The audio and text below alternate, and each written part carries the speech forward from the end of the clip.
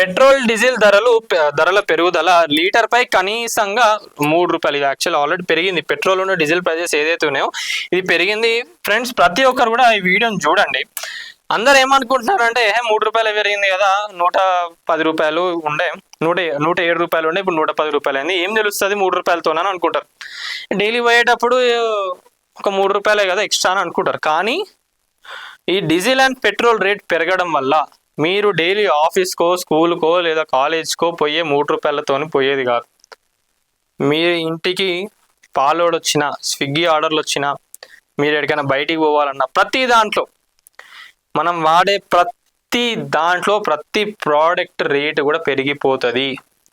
ఎందుకంటే petrol and డీజిల్తోనే transport వ్యవస్థ, మన దగ్గరికి ఏది రావాలన్నా, మనం ఏడికి పోవాలన్నా కూడా ట్రాన్స్పోర్ట్ అనేది మనకు మధ్యలో ఉన్నది కాబట్టి ప్రతి ఒక్క రేట్లు కూడా పెరిగిపోతాయి. అందుకే మోదీ గారు మొన్న హెచ్చరించిండ్రు.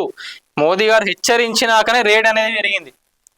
ఆలోచించాలి. వాళ్ళందరూ కూడా వాళ్ళ కాన్వేలను కట్ ఆఫ్ చేసుకున్నారు. వర్క్ ఫ్రమ్ హోమ్ చేయాలి అని చెప్తా ఉన్నారు.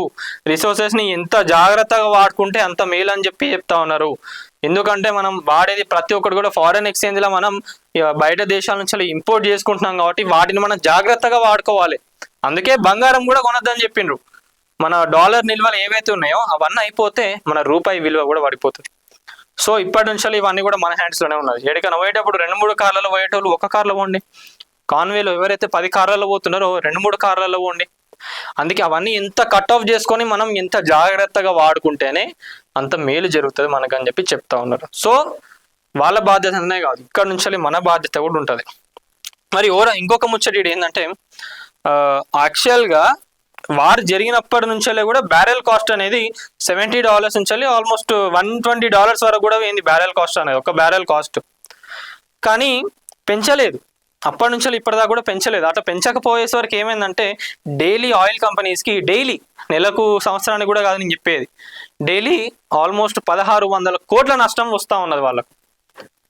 అది చూసుకున్నట్లయితే 30,000 కోట్లు దాటిపోయింది ఆల్రెడీ. అంత నష్టం జరిగిపోయింది వాళ్ళకు.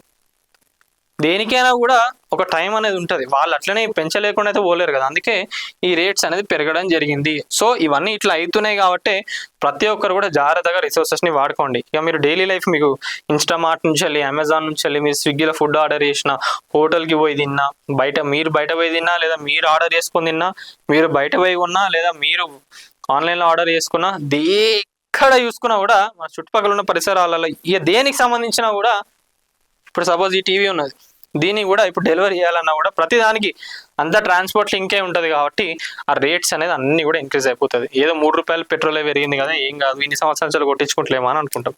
కానీ ప్రతి ఒక్క దానికి ముడిపడి ఉన్నది.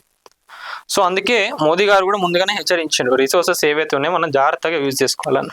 సో ఇది అంటే బంగారం కొనొద్దు అని అంటే మొత్తానికే కొనమని కాదు, ఎంత యూసేజ్ ఎంత అవసరమో అంతే, ఎక్సెస్గా కొనకండి. దానివల్ల ఏమవుతుంది, రూపాయి విలువ పడిపోతున్నది మనకు తెలియకుండా. చాలా మందికి కూడా ఇవన్నీ తెలియదు. కానీ చెప్పాలి, యాక్చువల్గా మోదీ గారు వచ్చి చెప్పిండ్రు, వెళ్ళిపోయినరు. కానీ అసలు ఏంది కాంటెక్స్ట్ అనేది, అసలు ముచ్చట ఏంది అనేది కూడా చెప్పాలి ఇంకా చాలా మంది కూడా. యాక్చువల్ దీనిపైన కూడా మనం ఒక వీడియో చేసి ఉండే, ఎందుకంటే చెప్పిండ్రు మోదీ గారు అనేది కూడా. ఊహించినట్లుగానే దేశవ్యాప్తంగా పెట్రోల్ డీజిల్ ధరలు పెరిగాయి. లీటర్ పెట్రోల్ పై సగటు ₹3, డీజిల్ కూడా ₹3 పెంచుతూ ఆయిల్ కంపెనీలు నిర్ణయం తీసుకున్నాయి. మరి వాళ్ళకు కూడా లాస్ అవుతున్నప్పుడు వాళ్ళు కూడా ఎన్ని రోజులని చూస్తారు. ఇంకొక హైలైట్ ముచ్చట ఏంటంటే మొత్తం యావత్ భారతదేశంలో ఆంధ్రప్రదేశ్ ఫస్ట్ ప్లేస్లో ఉంటే తెలంగాణ సెకండ్ ప్లేస్లో ఉన్నది. ఆంధ్రప్రదేశ్లో అరౌండ్ ₹113 ఉన్నది పెట్రోల్, డీజిల్ కూడా అంతే ఉంది. డీజిల్ ₹100 ఉండవచ్చు అక్కడ. మనకు ఇక్కడ చూసుకున్నట్లయితే తెలంగాణలో పెట్రోల్ రేట్ అనేది ₹110 అయింది. గతంలో ₹107 ఉండే, ₹110 అయింది. డీజిల్ కూడా ఆల్మోస్ట్ ₹100 దాటిపోయింది. 97 ఉండే అరౌండ్. సో ఇది ఇక దీనికి సంబంధించి యాక్చువల్గా 4 years నుంచి కూడా పెరగలేదు, రేట్లు అనేది పెరగలేదు. ఇక ఇరాన్ వార్ అవుతున్నప్పుడే జనాలకు అందరికి అర్థమైంది రేట్లు పెరుగుతాయని అనుకున్నారు. ఇక మెల్లగా గ్యాస్ పెరిగింది, తర్వాత పెట్రోల్ రేట్ కూడా పెరిగింది. మరి ఫ్యూచర్ ఎట్లుండబోతుంది, మన రిసోర్సెస్ని మనం కాపాడుకుంటే ఎంతవరకు మేలు జరుగుతుందని మీరు అనుకుంటున్నారో ప్రతి ఒక్కరు కూడా కామెంట్లో తెలపండి.